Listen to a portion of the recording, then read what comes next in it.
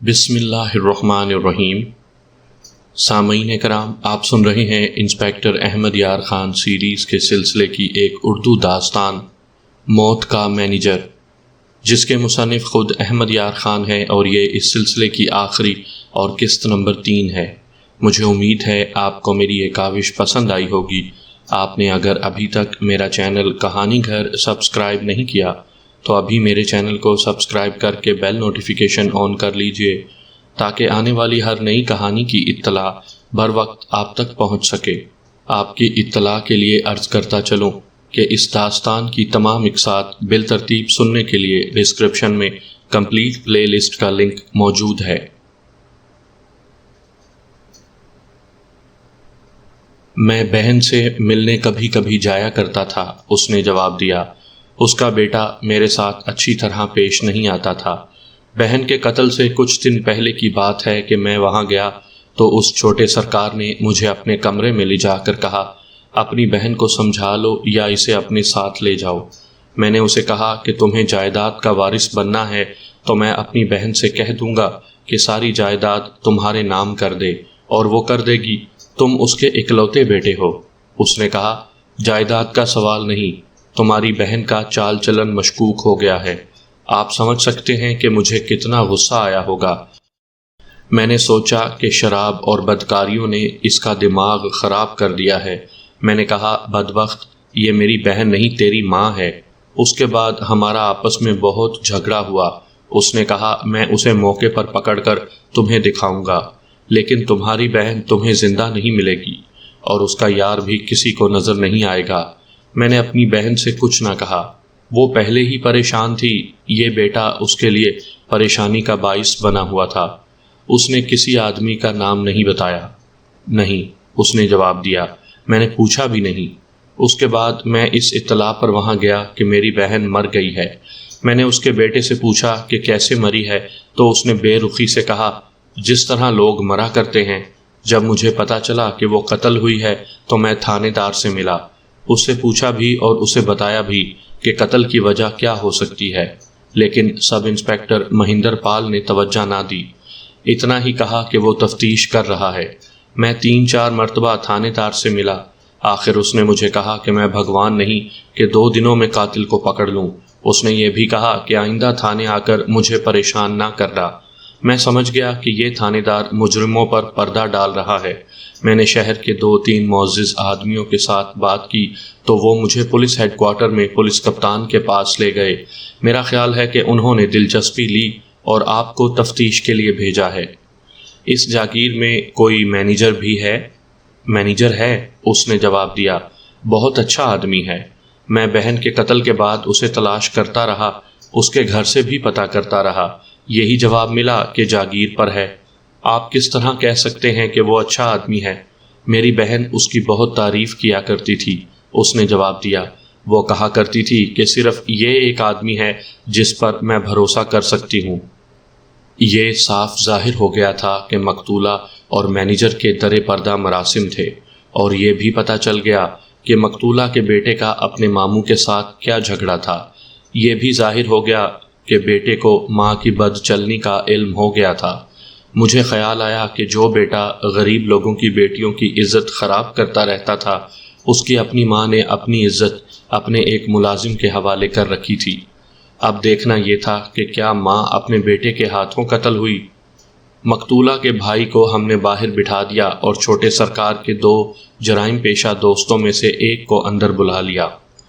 اس class کے لوگوں کے ساتھ ہماری بات چیت ذرا مختلف ہوا کرتی ہے۔ یہ آدمی ایک بار کا سزا یافتہ تھا۔ میں نے اس سے پوچھا کہ وہ بستہ الف کا بدماش ہے یا بے کا۔ وہ چونکہ رجسٹرڈ بدماش نہیں تھا، اس لیے اس نے بڑے فخر سے کہا، نہیں حضور، میں الف اور بے کا بدماش کیسے ہو سکتا ہوں؟ اب ہو جاؤ گے، میں نے کہا۔ وعدہ معاف گواہ بننا پسند کرو گے یا دوسرے طریقے سے اقبال جرم کرو گے؟ میں اٹھ کھڑا ہوا اور اسے کہا، ایک ٹانگ اوپر کر لو اور دونوں بازو کندھوں کی سیدھ میں پھیلا دو۔ اس نے ایسا ہی کیا۔ یہ لوگ چرسی اور شرابی تھے، ان کے جسموں میں طاقت نہیں ہوتی تھی۔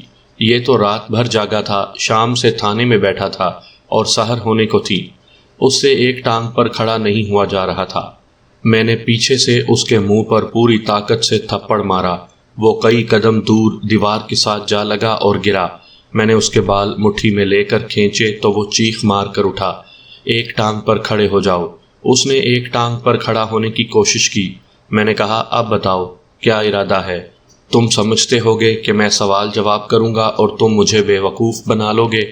اس سے ایک ٹانگ پر کھڑا نہیں ہوا جا رہا تھا۔ میں نے اس کی کلائی پکڑ کر بازو مروڑ دیا اور اسے پیٹ کے بل فرش پر گرا دیا۔ ایک پاؤں اس کی پیٹھ پر رکھا اور اس کا مروڑا ہوا بازو اوپر کو کھینچا۔ یہ اذیت قابل برداشت نہیں ہوتی۔ میں نے کہا میں جانتا ہوں تم کون سی زبان سمجھتے ہو، بولو میں کیا پوچھ رہا ہوں؟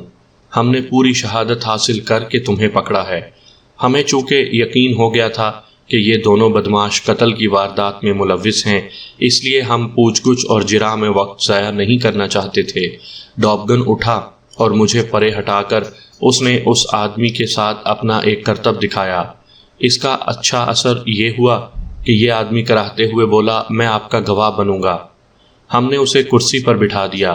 نیند اور اذیت سے وہ مرا جا رہا تھا۔ میں نے اسے کہا کہ پہلے سارا واقعہ سناؤ، پھر وعدہ معاف گواہ بنائیں گے۔ دراصل اسے وعدہ معاف گواہ بنانے کا ہمارا کوئی ارادہ نہیں تھا۔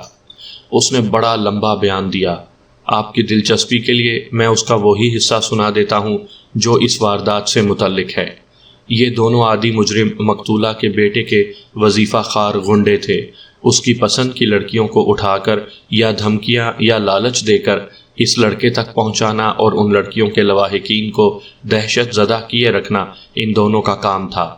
مقتولہ کا بیٹا شہر میں جوا کھیلنے آیا کرتا تھا۔ یہ دونوں اس کے محافظ ہوتے تھے۔ جاگیر پر یہ دونوں تمام نوکروں، مزاروں اور دیگر لوگوں کے لیے دہشت بنے ہوئے تھے۔ ایک روز مقتولہ کے بیٹے نے ہمیں کہا کہ وہ اپنی ماں کو اور مینیجر کو قتل کرنا چاہتا ہے۔ وجہ یہ بتائی کہ ان کے ناجائز مراسم ہیں، لیکن وہ انہیں موقع پر پکڑ کر قتل کرنا چاہتا تھا۔ ہم دونوں گھبرا گئے کہ بیٹا اپنی ماں کو قتل کر رہا ہے، لیکن یہ شخص اتنی زیادہ پیتا ہے اور بدکاری میں اتنا زیادہ ڈوب گیا ہے کہ اسے اپنے پرائے کی کوئی تمیز نہیں رہی۔ ہم پیشہ ور ہیں، ہمیں منہ مانگی رقم اور عیاشی کا سامان مل جاتا تھا۔ میں نے اپنے ساتھی سے کہا تھا کہ یار یہ کام مجھ سے تو نہیں ہو سکتا، وہ بھی آمادہ نظر نہیں آتا تھا۔ قتل کی شام ہم شہر میں تھے۔ یہ شہر نہیں، چھوٹا سا قصبہ تھا۔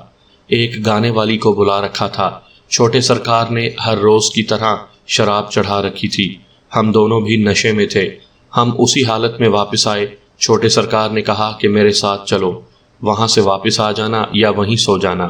ہم اس کے ساتھ گئے۔ مکان میں داخل ہوئے تو وہاں کوئی نوکر نہیں تھا۔ اندر کسی کمرے میں روشنی تھی۔ چھوٹے سرکار ادھر گیا اور واپس آ کر کہا دونوں شکار موجود ہیں، ابھی چلو۔ نہ وہ کچھ سوچ سکا نہ ہم سوچ سکے۔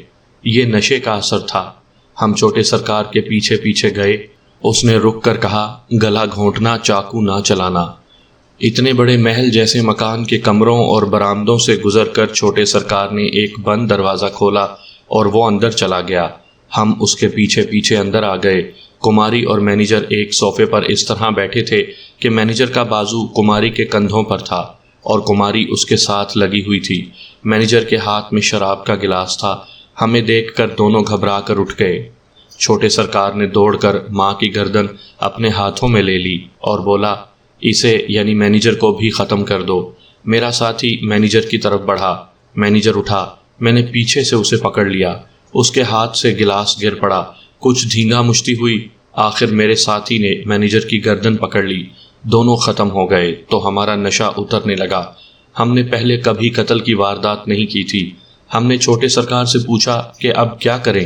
اس نے نشے سے جھومتے ہوئے کہا پولیس میری جیب میں ہے۔ اس نے ماں کی لاش کو ٹھوڈ مار کر کہا اسے یہیں پڑا رہنے دو اور اسے یعنی مینیجر کو اٹھا کر لے جاؤ۔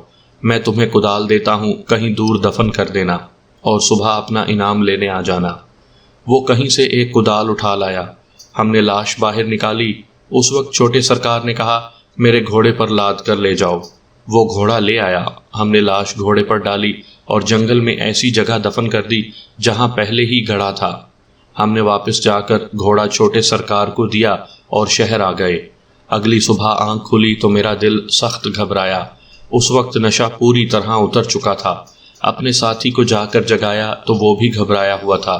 ہم چھوٹے سرکار کے پاس گئے، وہ پوری طرح اطمینان میں تھا۔ اس نے کہا کہ وہ تھانے یہ رپورٹ دینے جا رہا ہے کہ اس کی ماں کو کسی نے قتل کر دیا ہے۔ وہ ہمیں ساتھ لے جانا چاہتا تھا لیکن ہم تھانے تک نہ گئے۔ چھوٹے سرکار نے ہمیں 3,000 روپیہ دیا اور یہ بھی کہا کہ یہ معاملہ رفع دفع ہو جائے تو وہ ہمیں کسی بڑے شہر لے جا کر بہت عیش کرائے گا۔ بعد میں اس نے ہمیں بتایا کہ اس نے تھانے دار کو قابو میں لے لیا ہے اور اب کوئی خطرہ نہیں رہا۔ اس سے ہم نے اپنے مطلب کی بہت سی باتیں معلوم کر لیں اور اسے حوالات میں بند کروا دیا۔ پھر اس کے ساتھی کو بلایا، یہ 2 بار کا سزا یافتہ تھا۔ اسے ہم نے کہا کہ اس کا ساتھی وعدہ معاف گواہ بننے کے لیے اقبالی ہو چکا ہے۔ اسے ہم نے کچھ باتیں سنا بھی دیں۔ یہ دونوں چونکہ معمولی سے جرائم کے عادی تھے، اس لیے وہ قتل جیسے بھیانک جرم کو ہضم نہیں کر سکتے تھے۔ اس آدمی نے منت کی کہ وعدہ معاف گواہ اسے بنایا جائے۔ ہم نے اس سے جھوٹا وعدہ دیا۔ اس نے اپنے ساتھی کی تائید میں اقبالی بیان دے دیا۔ اس کے بعد ہم نے اپنا مقدمہ مضبوط کرنے کے لیے اس سے جو کچھ پوچھا اس نے بتا دیا۔ اسے بھی حوالات میں بند کر لیا گیا۔ صبح طلوع ہو رہی تھی جب ہم نے چھوٹے سرکار کو اندر بلا لیا۔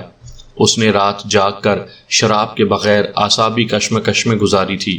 وہ ہمارے کمرے میں داخل ہوا تو اس کی ٹانگیں لڑکھڑا رہی تھیں اور سر ڈول رہا تھا۔ میرے اشارے پر وہ کرسی پر گر پڑنے کے انداز سے بیٹھ گیا۔ اس نے جیب سے سگریٹ پیکٹ نکال کر ایک سگریٹ اپنے ہونٹوں میں رکھا۔ ڈاپگن نے اس کے منہ سے سگریٹ چھین کر پرے پھینک دیا اور کہا، تم تھانے میں ہو، اپنی جاگیر میں نہیں۔ تم نے اپنے 2 ساتھیوں کو حوالات میں بند ہوتے دیکھ لیا ہوگا۔ میں نے اسے کہا، اپنا جرم خود ہی بیان کر دو۔ تم نے یہ بھی دیکھ لیا ہوگا کہ ہم نے تھانے میں انہی لوگوں کو بلایا ہے جو تمہارے ساتھ جرم میں شریک تھے اور جو لوگ تمہارا جرم ثابت کر چکے ہیں۔ ہمیں تمہارے بیان کی ضرورت نہیں، جو کہنا ہے عدالت میں کہہ دینا اور پھانسی کی سزا پا لینا۔ یہاں بیان دے دو گے تو ہم تمہیں پھانسی سے بچا لیں گے، بیان کے بجائے آپ کچھ اور مانگیں۔ اس نے نیند اور تھکن سے ماری ہوئی آواز میں کہا، جتنا مانگیں گے اتنا نقد دوں گا۔ جتنی رقم تھانے دار کو دی ہے اس سے دگنی دو گے؟ میں نے پوچھا۔ منظور ہے۔ اس کی آواز میں جان آ گئی۔ اسے کیا دیا تھا؟ 5,000۔ اس زمانے کا 5,000 آج کے لاکھوں روپے کے برابر تھا۔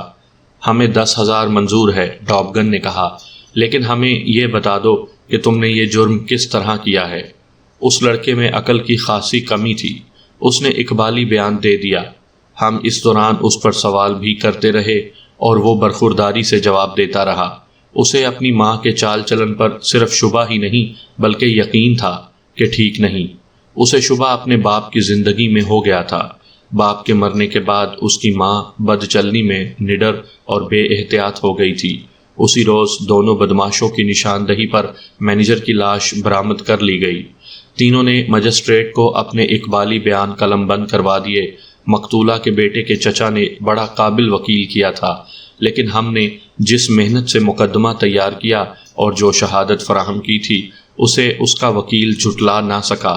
حالانکہ وکیل کے کہنے پر تینوں ملزم سیشن کورٹ میں اپنے اقبالی بیانوں سے منحرف ہو گئے تھے اور ہم نے کسی کو وعدہ معاف گواہ بھی نہیں بنایا تھا۔